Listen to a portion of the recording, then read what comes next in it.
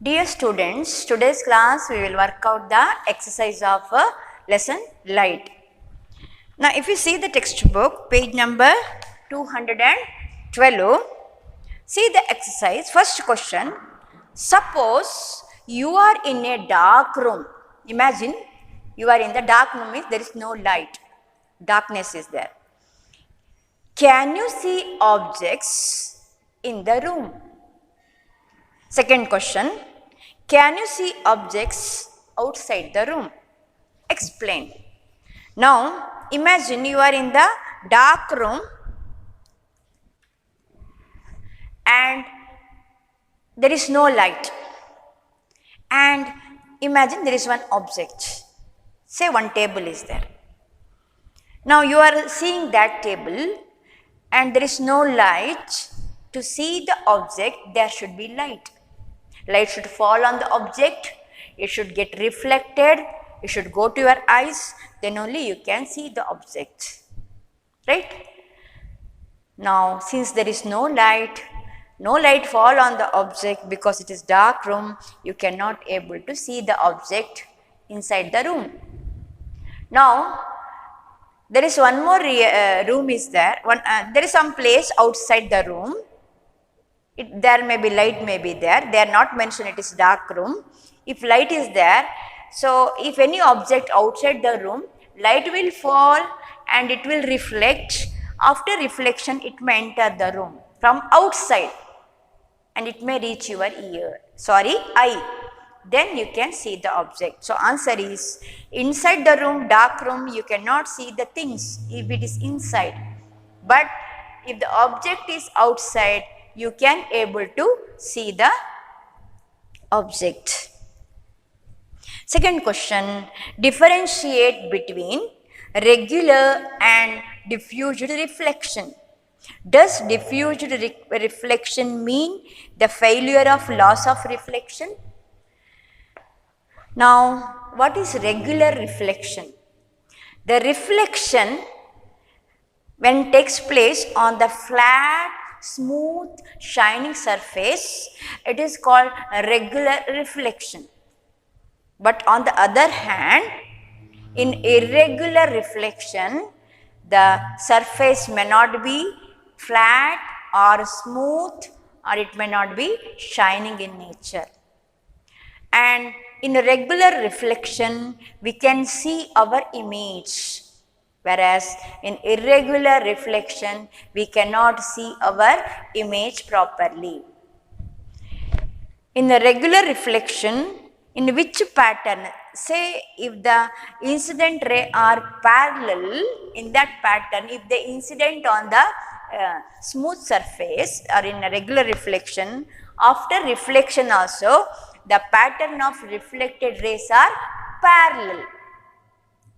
But in case of irregular reflection, the incident rays are, if they are parallel, but after reflection, they are not parallel. The reflected rays are not parallel because due to the irregularity in the shape, in the surface, rough surface, in a different angles, they may scatter or they may reflect, not scatter, reflect.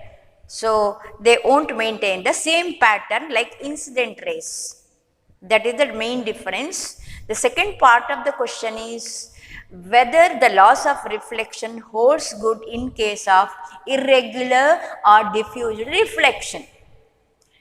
Even though we cannot see our image in the irregular reflection, it is not that the question is where the loss will not takes good in the second situation. It is not that, that is the thing.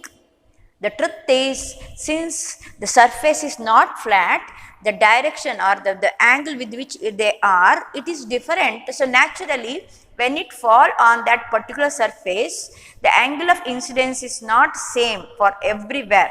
It differs due to the inclined surface, because in rough surface it is not flat at all.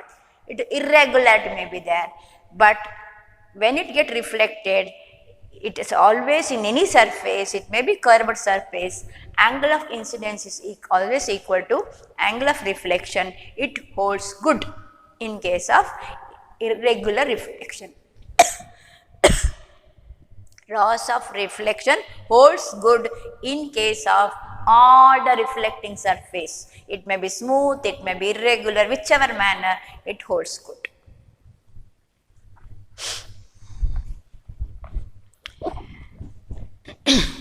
Third one, mention against each of the following whether the regular reflection or diffused, means irregular reflection, will take place when a beam of light strikes. Justify your answer in each case. Polished wooden table. Usually in the wooden table, we cannot see our image because by its use, it may become rough surface. Even though when you see the surface, it looks a flat surface, right? But if you see through the microscope, you can see the irregularity. But if it is polished, the layer become smooth, its top surface become flat, smooth surface, then it may act as, it may produce regular reflection. B. Chalk powder. Now chalk powder, when you put the chalk powder, the surface become irregular. The surface won't become smooth plain. So definitely we will not get a regular reflection. The reflection is a diffused reflection. C. Cardboard surface.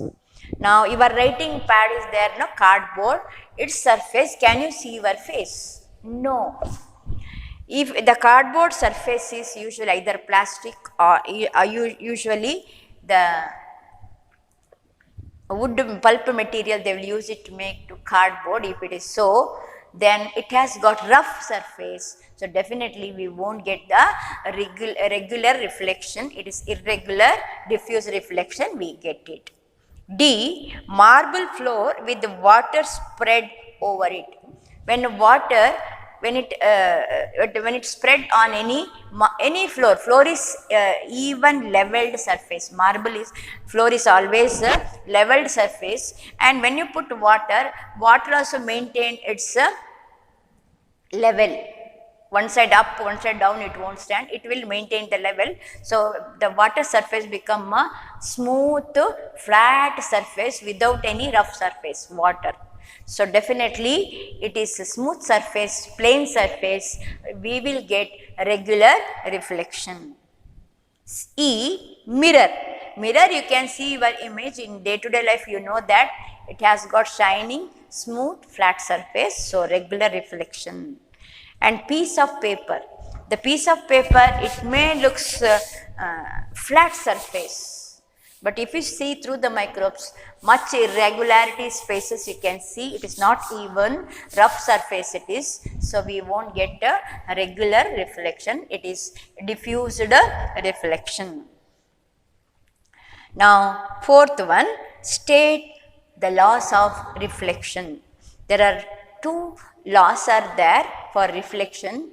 First law says angle of incidence is equal to angle of reflection.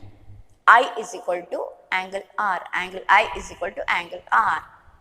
And second law is the incident ray, the reflected ray, and the normal. At the point of incidence, when you draw the normal, all these three things lie in a single plane. If the plane is considered as blackboard, if incident rays on the blackboard, the reflected rays also lies on the blackboard, and if you draw the normal also, it lies on the blackboard.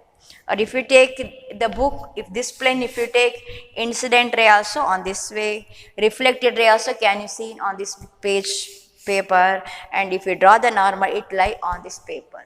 So it always lie in all these three things lie on the same plane.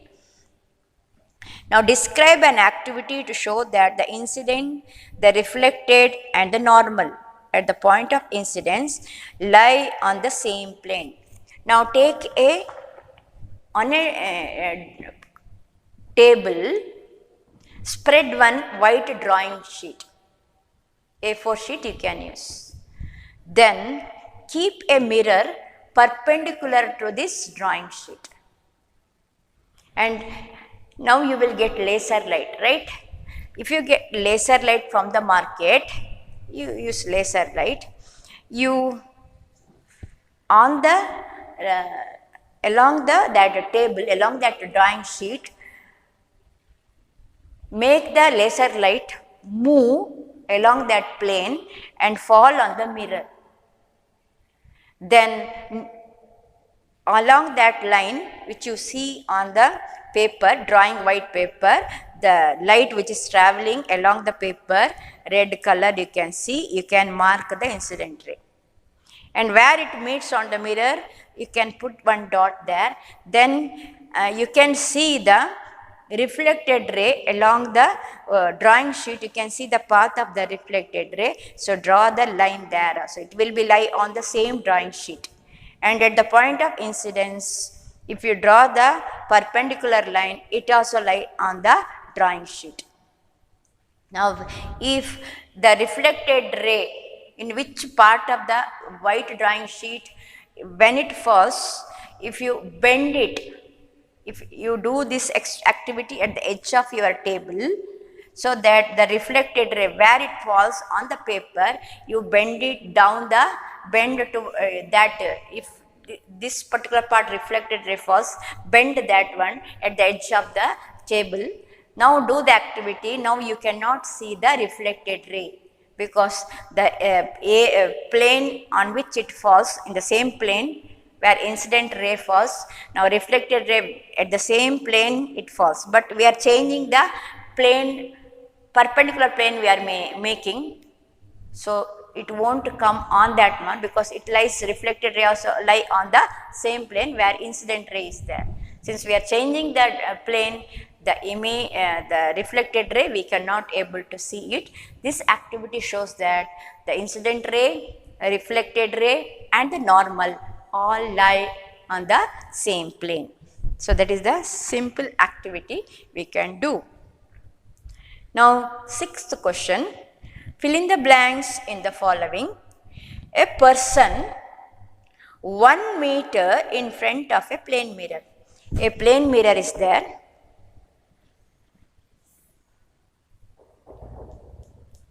It is a non-reflecting surface. This is the reflecting surface. A person is 1 meter. He is 1 meter away from the mirror. Okay, which question it is? Sixth question and then first one. A. Now the question is, a person 1 meter in front of a plane mirror. For him, it seems to be dash meter away from his image. For this person, person A, the image is how much far away from this person? That is the question. He is 1 meter away from the mirror, and you know that image, when he see his image, backside the mirror he can see the image. Right? So back side, and what is the position of this one? It is the same position as he is standing. So it is 1 meter, exactly 1 meter back of the mirror it falls, the image A dash. Now when this person standing at A, see this A dash point, now what is the total distance? It seems for him. Here 1 centimeter he is already behind, away from the mirror, and here 1 more meter away from the image. Totally the image appeared to be 2 meter away from him. So it seems 2 meter away from his image. He is 2 meter away from it, from the image it appears. If you touch your dash ear with the right hand, you are touching, they are not mentioned which ear, it may be right, it may be left. They are not given the ear. And which hand you are using? Right hand. In front of a plane mirror. You are standing in front, if it is a mirror, imagine, and you are using your right hand to touch one ear. They are not mentioned, right or left. Okay. Now it will see, now in the mirror your right ear is touched. When you see, what is the image you can see now? You are while seeing, you are touching one particular ear, they are not mentioned, you have to tell now. When I am touching one particular ear from my right hand, I can see the image of which ear they are given, that your right ear. In the mirror, I can see the right side ear, the right ear. But actually, in the real one, which ear it is? Right or left? In the mirror, it is right ear I can see, touching by my hand. Which ear it is? Yes, some of you guessed it correctly. It is the left ear I am seeing now. Because in the mirror, lateral inversion takes place. In the mirror, the image always undergoes lateral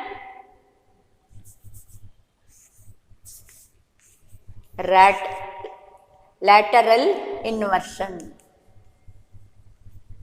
That is, the right side things of the object in the image in the mirror appears to be in the left side direction, and left side things of the object, when it falls on the image in the mirror, it will be in the right side. Now you are seeing the right ear, but actually which ear you are seeing touching by hand? It is the left ear. The answer is left ear touching by right hand, but in the image it appears to be right side ear you are touching. Okay, so it is the right ear, left ear. Answer is, so if you touch your left ear with the right hand, you are touching with the right hand the left ear in front of a plain mirror, it will be seen in the mirror that your right ear, that is actually your left ear, but in the mirror it appears to be right ear is touched with the, now right hand you are using, the really you are using right hand, but in the mirror which hand it appears to be touching the ear? Right, it's in lateral inversion, if it become left. So it is the with the which hand in the mirror it appears to be with the left hand. So left hand there.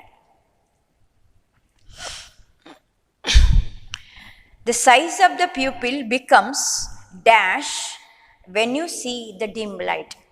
If you are seeing the dim light, the pupil, where the intensity, the amount of light which enters is determined by the pupil. If pupil is so small, then small amount of light enters. If pupil size is very enlarged, big one, if the opening inside that muscle is there, no, iris, inside one small round is there, that is pupil, where the light enters to our eyes. If it is very enlarged and big, the pupil, that inner one small circle, if it become very big in size, more light can enter your ear. Now, while reading or working with the dim light, the amount or the intensity of light is more or less. The dim light only says, dim means the intensity of light is naturally less it is. So, if your pupil become small, still less amount of light energy enters, and it is difficult for your eyes to see the object. So, during dim time, more light should enter, so that you can see little better view of the things which you are seeing. So, naturally the pupil become enlarged, allow more light to enter your eyes. Right, so that you can see in a little better manner in the dim light, because it is difficult, much light is not there, so more light should enter the eye, so it will become enlarged. The size of the pupil becomes bigger, enlarged. D. Night birds have cones than rods in their eyes. Now, night birds means their activity is, they will do their activities, whichever activity they will do at night time, instead of daytime. Daytime maybe they are sleeping, taking rest, whatever it is, but they are active at night time, like owl, isn't it? Now during night time there is no light to see the things, but they should able to do their activity. They should see the things in the dim light also properly. So to have that view properly, there are two structures in the eye, you know that, in the retina. One is cones, not retina, sorry, in the nerve cell. Optic nerves have two structures, two nerves, two types of nerves. One is cones and another one is rods. The cones are active, they will do their work properly in bright light as well as the colored light. So they are more active, they will send the signal of the image to the brain and you can able to see properly. If they are bright and light and colored things you are seeing. The another structure is the nose, they are the rods.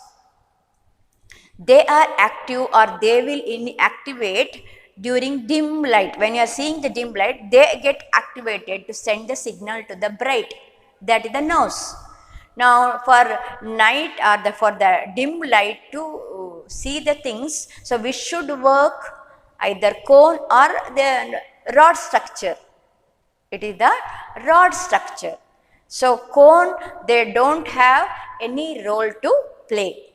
So what automatically their number they don't want, because during daytime where the bright light will be more and the cone nerve will be more active, but since they are working in night time or dim light, they should have the other structure, the rod structure more. So in this case, so cones have no much important role to play, their number should be less. So the night birds have less cones than rods. Rods should be more in number because they are working in a dim light. Night means there is dim light or no much light in their eyes. That is the answer. Now choose the correct option for 7th and 8th question. Objective type questions they are given. 7th one, angle of incidence is equal to angle of reflection. That is the first law of reflection.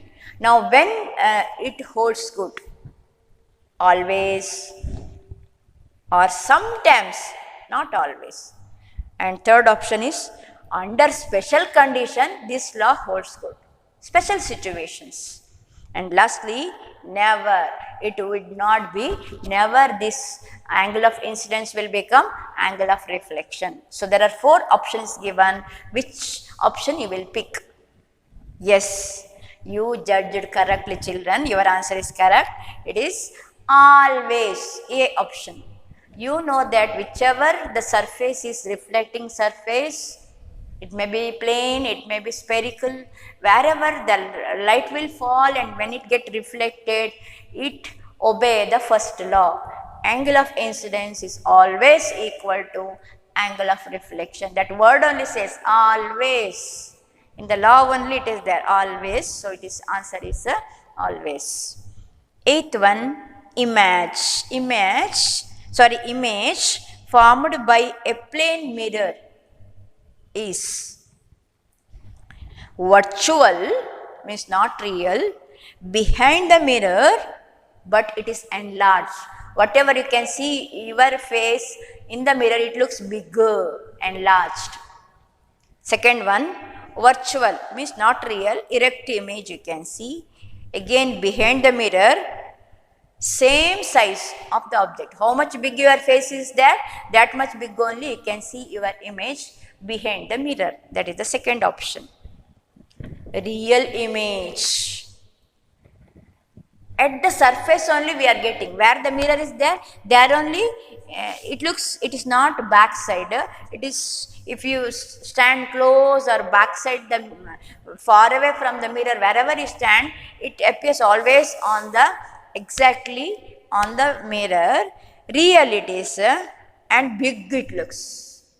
And last one, real, but now you can see behind the mirror it appears and same size as the object. Now there are two options. I said you have the common practice that when you see your face early in the morning when you get up, your size of the face and the image is one and the same. So size of the image is the same. So there are two options, B and D. Now which one you will pick? Real image or virtual image? Children, remember one thing, when you get real image, the image is always inverted. And when you get the virtual image, it is we cannot get it on the screen, just it appears to be our eyes. So the correct answer is not real image, it is. If real image is there, means if you want to keep one screen behind the mirror, on that also you have to get your image. Will you get behind the mirror? If you place any one white paper, will your face can be seen on it? If it is real, you can see on the screen. No, right? So it is virtual image, only we can see using our eyes, our image, but if you keep anything, we cannot say. So in the mirror, the image is always virtual, not real. So the correct answer is B option.